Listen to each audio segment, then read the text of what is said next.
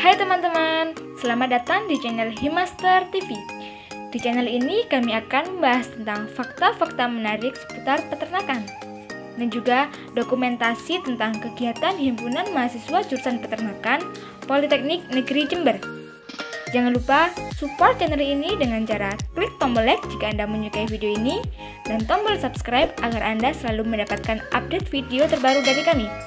Jangan lupa follow juga Instagram kami di @himaster_polij. Terima kasih, selamat menyaksikan.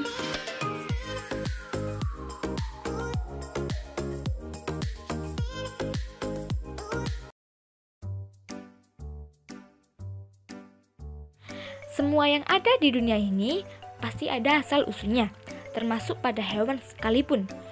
Tentang asal sesuatu spesies hewan ternak yang ada sekarang, terdapat dua macam teori, yaitu polyphyletic origin theory dan monophyletic origin theory. Yang pertama adalah teori polyphyletic origin, menyatakan bahwa sesuatu spesies hewan ternak yang ada sekarang pada mulanya berasal dari dua spesies hewan liar atau lebih, di mana penjinakannya itu dilakukan pada tempat atau daerah yang berbeda, pada waktu atau periode yang tidak sama, dan kemudian kedua spesies atau lebih dari hewan liar itu akan mengalami perkawinan silang. Singkatnya, menurut teori ini adalah hewan yang sekarang ada itu berasal dari hewan liar yang mengalami perkawinan silang. Contohnya, anjing katanya berasal dari dua spesies anjing liar, yaitu jackal dan wolf atau serigala. Dan yang kedua yaitu teori monophyletic origin, menyatakan bahwa sesuatu spesies hewan ternak yang ada sekarang pada mulanya hanya berasal dari satu spesies hewan liar saja. Contohnya yaitu anjing yang katanya sekarang berasal dari serigala saja. Selanjutnya yaitu alasan-alasan yang menyebabkan timbulnya kedua macam teori ini.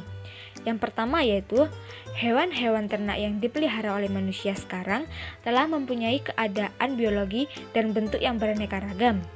Selanjutnya yang kedua, karena proses domestikasi daripada spesies-spesies hewan ternak yang sekarang telah berakhir pada waktu yang telah lampau sekali, dan hewan liar yang menurunkannya sudah tiada lagi atau punah. Dan yang terakhir yaitu yang ketiga, walaupun masih ada beberapa spesies hewan liar yang merupakan asal dari hewan ternak yang diturunkannya, telah mempunyai bentuk atau wujud yang sangat berbeda dari asalnya.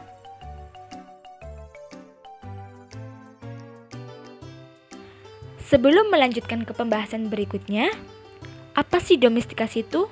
Dan apa perbedaan antara hewan ternak dan hewan piara itu? Lalu apa contoh dari keduanya? Kita bahas satu persatu pertanyaan tersebut ya. Apa sih domestikasi itu? Domestikasi adalah proses penjinakan yang dilakukan terhadap hewan liar. Lalu kemudian, apa yang disebut dengan hewan ternak dan hewan piara? Lalu apa perbedaannya? Hewan ternak adalah hewan yang dipelihara untuk dimanfaatkan oleh manusia, baik itu dapat dikonsumsi maupun tenaganya yang dapat membantu manusia. Contohnya adalah sapi, ayam, itik, puyuh, babi, dan lain-lain. Lalu selanjutnya adalah hewan piara. Hewan piara adalah hewan yang dipelihara untuk dijadikan hobi, sarana refreshing atau melepaskan penat, atau dapat dilihat dari nilai estetiknya. Contohnya adalah kucing, anjing, burung, dan lain-lain. Sampai di sini paham teman-teman? Oke, kita lanjut ke topik pembahasan berikutnya. Sebelum abad ke-19, teori yang telah banyak dipergunakan oleh naturalis-naturalis untuk menerangkan asal sesuatu spesies hewan ternak ialah polyphyletic origin. Karena pada masa itu, para naturalis belum bisa menerima ide evolusi organik atau ide adanya perubahan organ-organ tubuh hewan secara perlahan-lahan. Kemudian, setelah abad ke-19 dan setelah diadakannya penyelidikan secara modern dengan mempergunakan banyak sampel terhadap populasi hewan liar, maka akhirnya dapat diberikan kesimpulan bahwa populasi hewan liar itu tidaklah uniform seperti apa yang diperkirakan oleh naturalis-naturalis terdahulu. Tetapi hewan liar itu bervariasi atau berbeda-beda. Sehingga dengan terdapatnya variasi-variasi pada populasi hewan liar sudah cukup untuk menurunkan sifat-sifat genetik yang berbeda-beda setelah melalui proses seleksi, baik seleksi alam maupun seleksi buatan dengan sistem berternak yang berbeda-beda. Setelah melewati beberapa generasi dan tempat yang berbeda-beda, maka akan menghasilkan spesies hewan ternak yang beraneka ragam dan berbeda-beda, yang pada mulanya hanyalah berasal dari satu spesies hewan liar saja. Dan demikian, setelah abad ke-19 ini, yang dianut orang adalah teori monophyletic origin untuk menerapkan asal suatu spesies hewan ternak. Adapun berbagai macam variasi jika yang terjadi pada spesies hewan ternak, sebagian besar dibuat oleh manusia melalui seleksi buatan.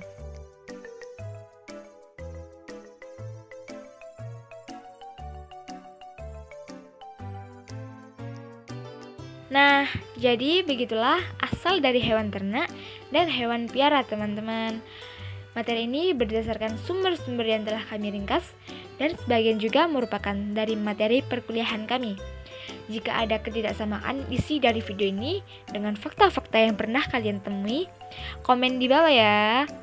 Mungkin sekian untuk video kali ini. Terima kasih sudah menyaksikan. Salam cinta dari ujung kandang. Hidup mahasiswa peternakan Indonesia. Salam peternakan. Mo